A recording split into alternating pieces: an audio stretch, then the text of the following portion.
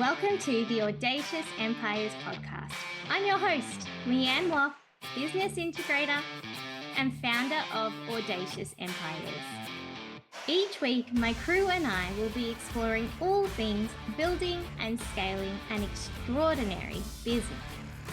This podcast is here to share how multi-6 and 7-figure entrepreneurs can step out of daily business operations and slide into being CEO, expanding your reach and increasing your impact. Learn how to build your team the right way, create smart systems, and get the support you need to keep growing.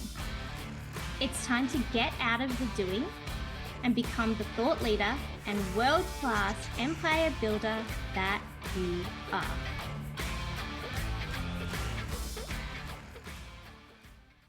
Hey, Rockstar.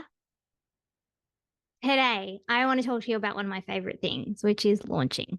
Online launches are my jam. I find them so fun. We're not going to talk about how fun launching is. We're going to talk about my launch is failing.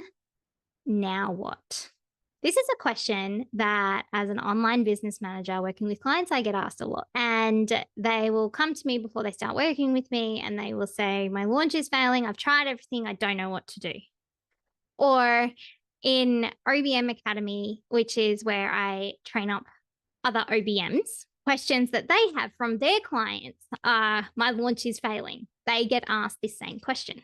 What do I do? And so I wanted to jump in and talk about it because launches are high stress. They're high investment. We want the result. We are committed. We are attached. So we're riding an emotional roller coaster as well as a tangible, practical system that has to run, and it can be really difficult. So the first thing that I want to say is if you're in the middle of a launch right now and you feel like it's failing and are scrambling to try and work out what you need to do, stop. It's too late. If you're in the middle of a launch and it's not working, it does not matter what you do at this point. There is no rabbit you can pull out of your hat that is going to magically fix it. So take a breath, a big, big breath, because we are where we are and we have to work with what we have. And then we learn about it, we learn from it, and we make changes next time. If things aren't working now, we change what those things are for next time. We can't change 100 things right now to change the trajectory. And there is no point wasting your time and energy wishing you had have done things differently. So focus on what you've got, take a breath and lean in. The second thing I really want you to think about is who decided what failure is. When we're in launch mode, we can feel like we're failing when we're day one in, and we pick the most random reasons about why we've failed. And so I want you to think about who set that rule. What does good look like? And who set that rule? What was your goal originally? And what was that goal based on? Who determined what a good launch was? Is it because you're looking at other people and going, okay, they've made 300 grand in their launch and I've made 20 grand? Is it someone else has got heaps more signups than you?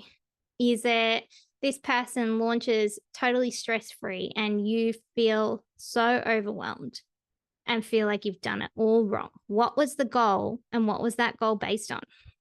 Is it because previously you've had certain results and now the results aren't there? Are you operating based on old data? There are so many things that come into play when we're looking at launch success. And I want to tell you a little story to illustrate this. So somebody I was working with, I came in at the tail end of their launch and they said to me, the launch was okay. It was okay. It wasn't as good as I thought it would be. I kind of feel like I put all this effort in and I didn't get the reward. Okay, right. And then I got off the call And I did what I do, and I went and looked for all the data. And I calculated out what the results were from that launch in all different metrics. There are lots of different ways to measure launch success. And that's what I looked at. And I pulled the numbers, I pulled the signups, I pulled the value of the program that they had sold and how much sales that equated to. And then I came back to them and said, why did you think this launch wasn't successful? And they said, oh, because such and such made this much. And no matter what I do, I can't seem to sell more than 10 spots, let's say. And I said, such and such had a product that was a third of the price of yours. You've made more money than that person has in this launch than they did.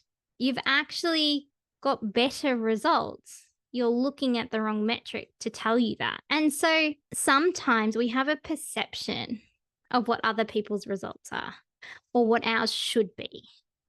And then we feel let down. And unless we know the insides and unless we know what to look for and how to look at it, or unless we've set some goals that are realistic at the start, then we're never going to fully know if we failed or didn't.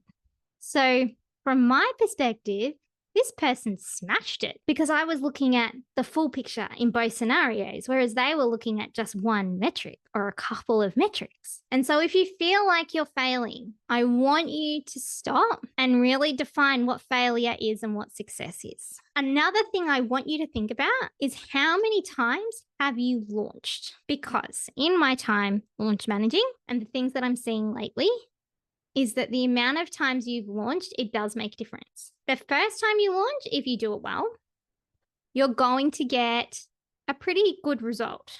If you've had a proper runway and you've managed it right, you've given it the visibility, the result generally is good because you're getting all the lowest hanging fruit. Your next launch number 2, is usually a little bit harder, because you have to reach higher up that tree to get that fruit. And so if you're comparing launch 2 to launch 1, you're thinking, I've just failed. Maybe you haven't. Maybe that's just how launches go, but you haven't done it enough to realize that. Or maybe the market has changed. This is the other thing. We can have awesome launch results. And I've worked with people that have had sellout launches in a day and made 6 figures each time for like 6 launches straight. And then all of a sudden it drops. We didn't do anything differently. They didn't have a product that was worse all of a sudden, but the economy changed. And it became a matter of, okay, what do we need to do now? How are people buying now? Because that's another thing. The way people are buying right now in May 2024 is different to how they were buying a year ago and how they were buying a year before that. And in the different industries, then it changes again. So thinking about which launch you're up to and what's going on around you, it will impact your results. And so we need to understand that and we need to leverage that as best we can. But again, any decision you make this second isn't going to 10x your sales for this launch. You can change a few things and you might get a little bit of an improved result, which is awesome, but don't expect things to just transform overnight. And it's not because you failed. Things change, and that's okay. It just means that next time we're going to do it a little bit differently. Another thing that I hear all the time is the ads aren't working. And every time my response is, who is running them and what was the objective? Now, one of my best friends is an ads manager, and she's such a good one. And I personally hate ads. I specifically never learned how to run ads, do ads, because I believe it's such a niche skill. And I did not want that to be in my suite of things I have to keep up with. Ads are hard work. In my head, that's how they are. Ads are easy for her. She understands ads. She understands their place. She understands their position. She understands what should be achievable and what is ludicrous.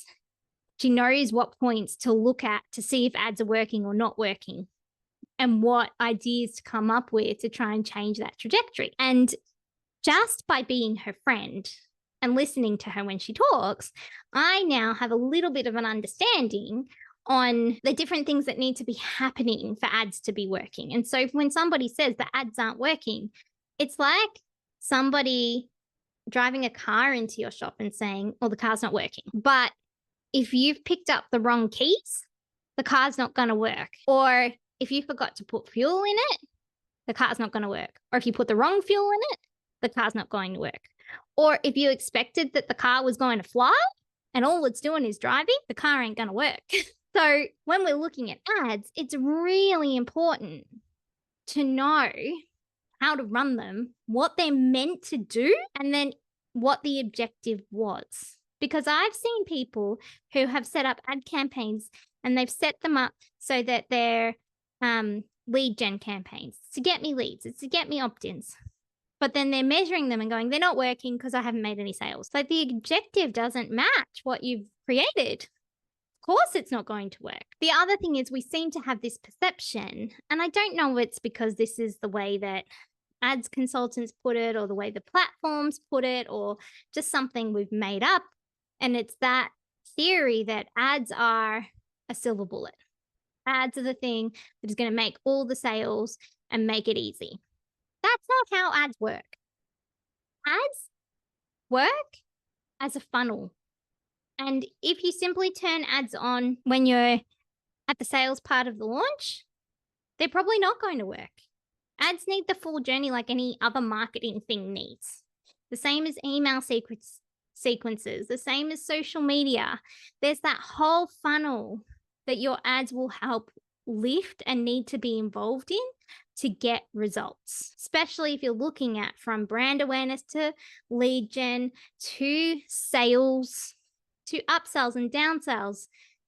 But ads are not the thing that is going to quadruple your sales overnight just by turning them on. And so if your ads aren't working, then I would come back to who is running them, what was the objective, and get a really big understanding what your expectation is, if it's achievable, and what approach you need to take next time to get the ads to work with the rest of your ecosystem, because that is what they're there for. Another thing that I want to talk to you about, something else people say, is I've tried everything. I've tried adding new things in. I've tried all the different one-to-many communication methods. I've tried live calls. I've tried Ask Me Anythings. I've tried masterclasses. I've tried Evergreen. None of it is working. People are not showing up. Well, if people aren't showing up, maybe it's not got to do with the communication method. Maybe it has to do with how you told them about it. Maybe they didn't actually know it was happening or when it was happening. Or maybe they're watching a replay and you haven't tracked that. Or maybe, and this is what I'm seeing a lot at the moment, is maybe people are a little bit over the one-to-many model. Maybe people will respond to you if you send them a DM. And don't spam people, but having the ability to say, hey, you had a question, here's the answer. Maybe it's your personalized sales approach that needs the work, or it's the delivery of how you're doing it, the things that sit around that awesome piece of content you're trying to get out there. There's so many ideas, you just have to look at it a little bit differently. How else can you use the tools around you to support the promotion and communication of your event? Fiddle with that and see. Another common issue we have with launches, there are no sales. Now what do I do? Again, it's too late for this launch. But golden rule across history is that if there are no sales, if something isn't selling, it's your message or your offer. They're always where I start. What is it that we're communicating, and how are we communicating it? Are we pulling the right language? And are we really communicating what this transformation is? Is the message right for the audience? And what is making up our offer? Maybe our offer and the way it's all pulled together and how we're selling our thing is the issue. Maybe we don't have the right ingredients. Maybe we need to add something in or take something out. If you're not getting sales, ask your audience, what would you love for this to work with? Do some messaging testing. There's lots of options for you, but usually no sales, best place to start, message and offer. And the final thing that I want to talk to you about, my launch is failing, now what? If you feel stressed, if you feel overwhelmed, if you feel like this whole thing has been last minute, haphazard, there's so much going on, you need a better launch system. That's what you need. And I know that because I've seen that. Systemized launching works so much better because emotions are high and launches, they're high capacity jobs. There's so much going on that we need to be across and so many things that happen at the same time that we need to be able to navigate and so many things that we need to prepare. When you're already potentially worried about the result or excited about the result, our emotions are heightened. And so functioning at that higher capacity for that long, for that many things can be really hard. So no wonder you're stressed unless you've got a systemized launch method. Unless you have this process nailed or you have a structure that works for launching. You start doing things earlier. You start doing things in a different order. The order that you do them matters. These are important things. And so if that is you, I recently created a whole launch system for this reason. Caveat. I originally created this just to be a masterclass and then a template. And then as I kept going, I realized that there's no one template that's going to fix it. It's this suite of tools that you need and the way that you operate it that you need to make launching easy, to make it streamlined, to make it systemized, to make it feel like you can step through, check it off, and you're organized and confident. And so that's what I created. And so if you want to check it out, head to audaciousempires.com/launch and you'll be able to see that system. If that's not for you, get some help. If everything is stressful and last minute, get some help. Launches are busy and they can be hard, and maybe you just need some people in your corner. That's my recommendation for you. So I hope that this episode has given you some food for thought. It's given you some ideas of things to try. It's given you a little bit of a confidence boost, a little bit of perspective on what to expect from launches. If you're struggling with launching or if you're smashing launching and something in this episode resonated with you, I'd love to hear about it. Send me a DM at Audacious Empires and I'll see you next week. Bye, everybody. Loving the Audacious Empires podcast? Drop into our DMs at Audacious Empires and say hi. We'd love to get to know you better. If you're finding these episodes useful, don't forget to leave us a 5-star review. Thanks for tuning in. You are why we're here.